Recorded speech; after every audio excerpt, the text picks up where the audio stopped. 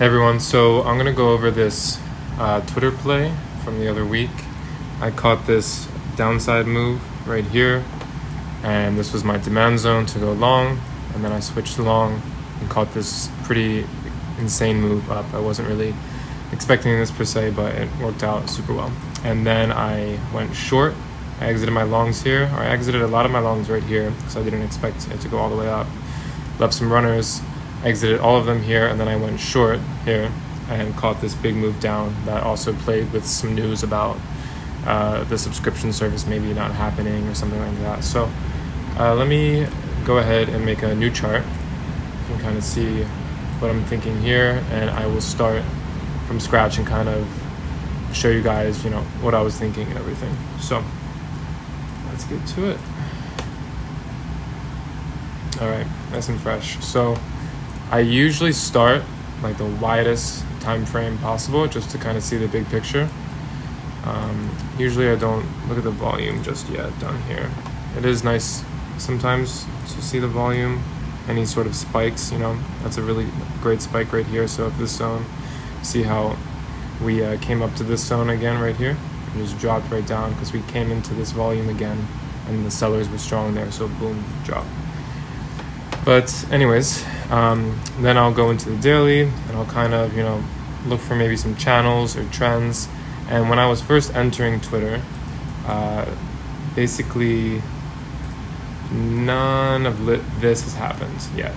So if I'm thinking, I'm like, okay, there's this channel. Basically, since, the Corona drop, we've been in this channel right here. And I'm just going to draw this roughly, but usually I kind of go into the micro view and draw them a bit more accurately, and I like to be a little generous with it, just in case.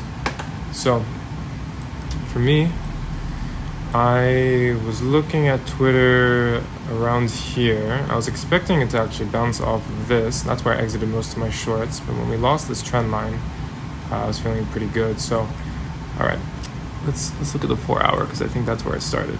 Yeah, so Twitter was about right here when I was kind of watching it in this channel, and what I noticed was this base right here, and that's a drop, and then we based, so that's where price was kind of agreed by buyers and sellers, and there's some volume there, and then we dropped again. So how I would draw that level would be from the bottom of the wick there to the top of this one here, and then boom. So I was watching Twitter right when it came into this, and this is a bearish, continuation, bearish reversal kind of trade. So usually when price is driven into this, it hits some sellers that couldn't get their buy orders fulfilled previously, and then it sells off. So usually what I'll do is I'll enter a short once we enter this zone, and I will have my stop above this. So at 35.7 is when I would be stopped out. I would maybe wait a little bit because sometimes they like to stop you out, and I'll get into that too because you see they tried to stop me out right here, but I was like, you know what, I'm just gonna hold it. Usually they'll do a few little ticks above just to try to screw anyone over. So I entered short Twitter right here on the rejection of this overhead supply, and we kind of saw this move down. I was watching this base, and you can see we kind of got a bit of reaction here. If we go into, if I would just draw this real quickly, it's kind of a base. I wouldn't really play this area, to be honest. I mean, you can kind of consider this a rally base rally again. Even though this candle is red, we still did drive price up. But if you can see, we dropped into this zone and then popped again, it looks like, at the open. And I think I probably reloaded puts here because, we printed a lower high and then just kept fading. So I entered there, and I was watching all these downside levels here. I was watching this level right here, this drop base rally. To be safe, maybe I would put it here. Let's just put it here for now because it looks a little bit nicer on the chart. but I would maybe put it a little bit below there. I was watching that level, and I was watching right here as well, kind of because it had confluence with the trend line, which you can see was lost pretty quickly. So if we go into the 1 hour, maybe the 15-minute actually, and if I had drew my trend line correctly, I'm sure it would kind of line up like right here or something. And you can see, maybe if I just bring this up here, I'm sure. Actually, let me try to get a bit more accurate, this trend line, how I would actually draw it. All right. Let's pin it to the bottom of this one, like that. And I would draw it like that. Maybe a little bit. I'll give it a little bit of room there. So you can see once we lost that trend line, she really just dropped hard, super hard. And that's because we lost that entire bullish channel that we were moving up in. And then what did we do? You can see this zone I was watching right here, this base, this drop, base, rally on the 4 hour. And look, we got a little bounce there. But this demand zone was not strong enough at all. And sellers wanted lower, so we dropped even lower. And I think if we go to the 4 hour, we will probably see a demand zone that we dropped into. Let's see the daily. Yeah. Drop, base, rally. I don't know if I would consider this so much of a base because it's not as engulfing as something like that, but it did have pretty good confluence with this area here. So honestly, this right here would probably be my line in the sand to cut shorts or anything like that. And I think I cut most of my stuff at 30. Most of my shorts I cut at 30. And I left a few runners, of course, and we dropped down in here. I think a few of the people in the chat played this with me. So you can see once we dropped into this base right here, let's check the volume as well. What is this called again? Yeah. All right, so boom, there you go. If you're checking the volume as well, and I love using this volume shelf, I know a few guys in the chat use it as well, you can see we literally tapped down to this demand zone, hit that volume at 28.28, and then popped right back up. So this is basically where I went long, right here. Right when I had a starter position when we dipped into this demand zone, because I couldn't imagine Twitter falling anymore really. And then I entered here and my stop was below 27.12. And once we started printing some candles above, and I could see us making some higher highs and higher lows, I started adding to that position a lot. So let me turn this volume off again. All right, so if we go back into the 4 hour.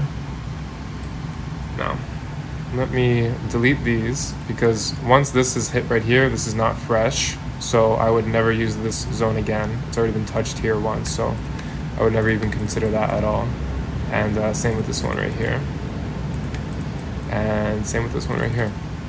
So at this point, I was starting to draw all new zones. I saw this one right here. It's a base, drop, base, drop. And sometimes I like to check the volume. You can see the volume was pretty good at the bottom of this one. So I'd probably draw it right here. The volume is, you can kind of see that as both resistance and an accelerator. You can see when we hit this volume, it was an accelerator and a reversal because we hit that volume and sellers really stepped in. But also a volume on the upside, I would consider resistance because that's just sellers are just waiting in that volume shelf and they're going to kind of push us down. But if we get over that volume shelf, that means that buyers want price higher, so they're going to keep pushing us. So let's see, I would draw something like this.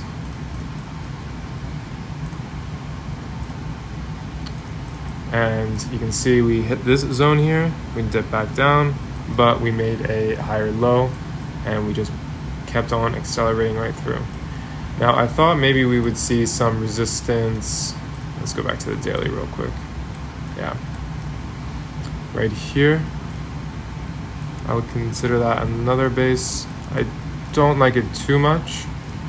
I wouldn't have such confidence in that area really, but one of the reasons that I would kind of play that is because it had confluence with this retest of the trend line right here. So a lot of the times what will happen is we'll lose a trend line or a channel and come back to retest it.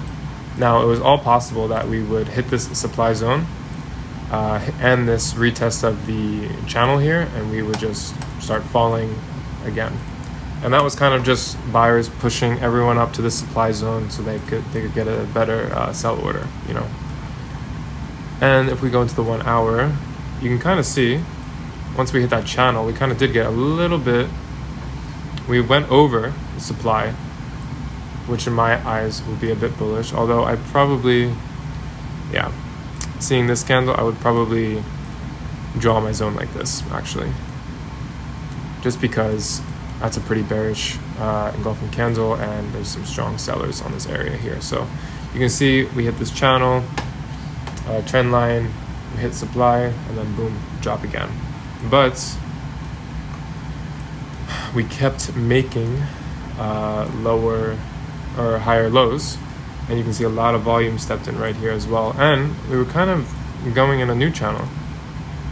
Look at that. This was like a brand new channel that we were kind of going in. I mean, this pattern is kind of crazy. A little stair step pattern right here, you know, pump at the open, drop, pump, drop, pump, drop. Yeah, we were kind of doing a nice little channel upwards. And you know what? I'm sure if we look right here, we can see a breakout. So let me just draw that area real quick.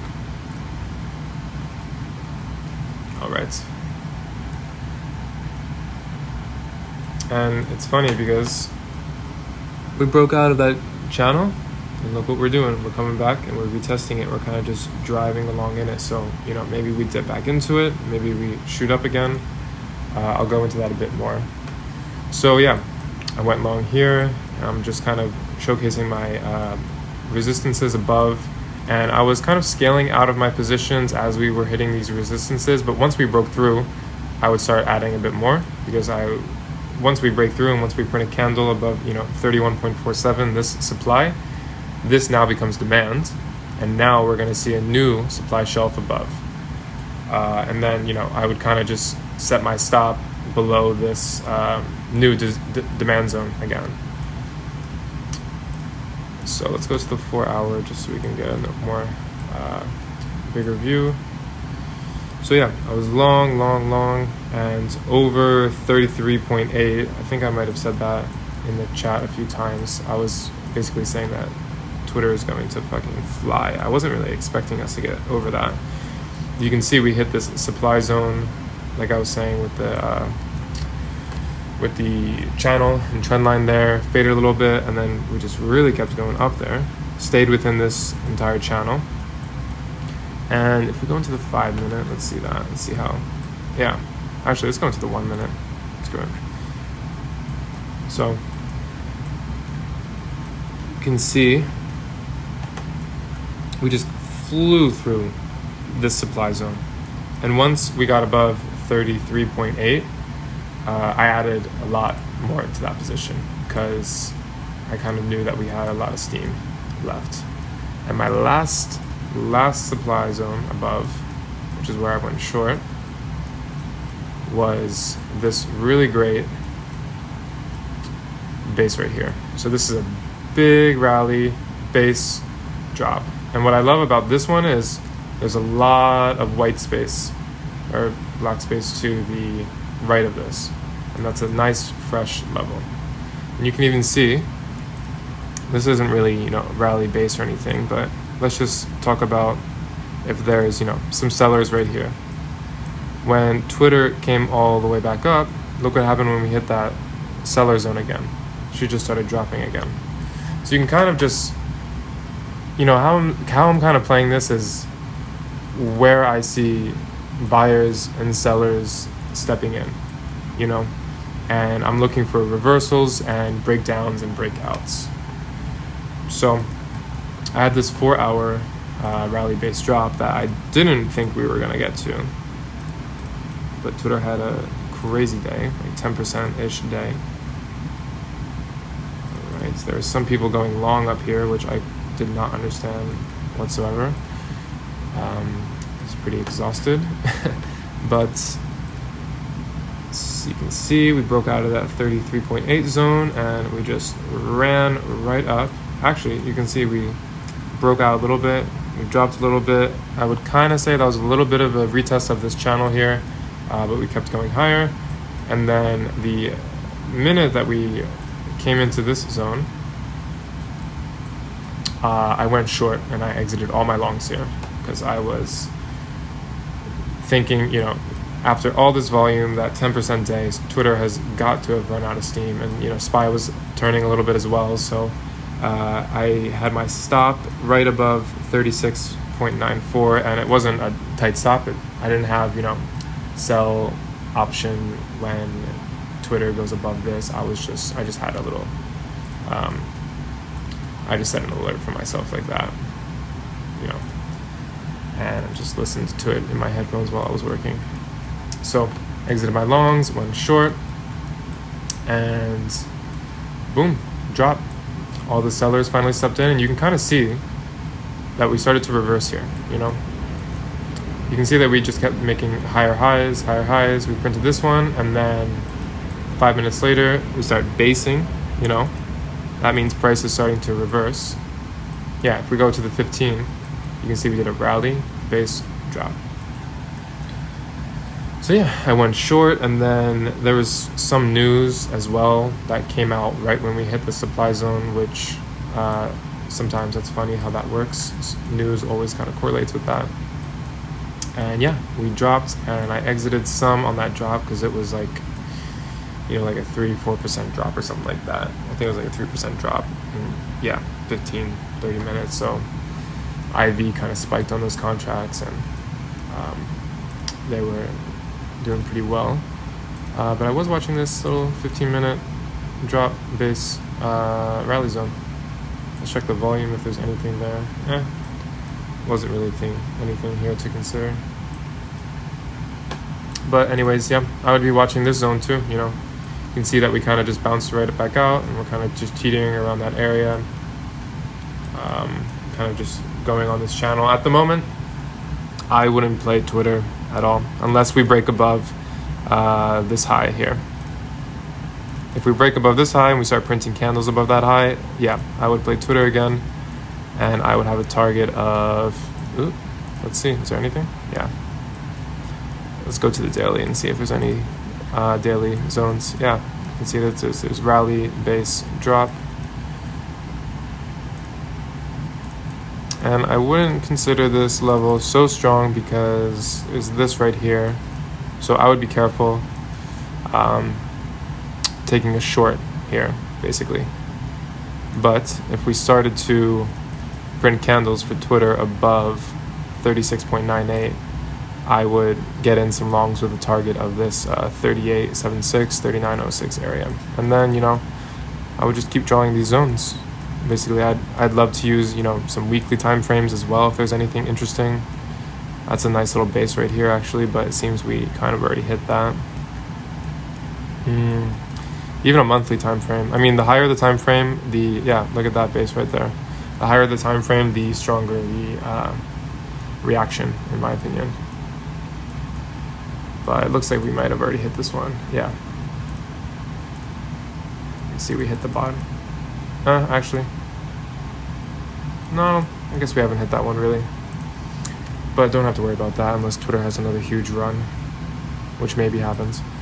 So, yeah, at the moment I wouldn't play Twitter at all. Maybe if we lose 33 or we lose this channel again, I'll short it. But at the moment, after that huge run up and everything, I think it needs a little bit of a consolidation. It might kind of just be choppy within these two supply and demand zones until we make up our mind. But actually, This one is not fresh anymore. So let's draw some new ones that I haven't even checked yet. So some really nice ones actually. Let's go into the daily. Yeah. Let's delete these. That's a 15-minute one, so I won't even bother with that. And we'll keep this channel here. I like to keep some channels. Sometimes they like to revisit channels, you know, just draw it rough. You know, there's some great bases here actually, because we did that little stair step thing. Nice little base here I would draw. Again, maybe I would bring my level here, maybe, just to be safe. So I would draw that like that. That's a rally-based rally, so what would happen here is if we were to fade into this area here, I would take a long position, expecting us to have some sort of bounce, maybe retest this channel, maybe retest this channel, and my stop would be below 32.88. So yeah, let me know if you guys have any particular questions with this. I haven't really gone over how I use fibs or extensions or retracements or anything like that. I don't use wave theory too much in my analysis. It's usually just supply demand, reversals, all that higher low stuff. Sometimes some RSI, I can bring it up somewhere. Yeah. Sometimes a bit of RSI. You can see actually here we're pretty oversold, so we went below 30. You know, look at the last time we came to that zone. Pop. So yeah, that's actually something I did with Tesla. I'll just go over that super quick actually, because it's kind of interesting. Yeah, I checked Tesla's RSI, and the last time that it was at 90-ish, like 93, it just dropped. So my area, I was hoping it would kind of get there, but it never even did. I was already short here, but yeah, it's another way to kind of use RSI. It was interesting. But yeah, guys, let me know if you have any questions. Happy to answer anything or go over anything specific on this one. Yeah, thanks.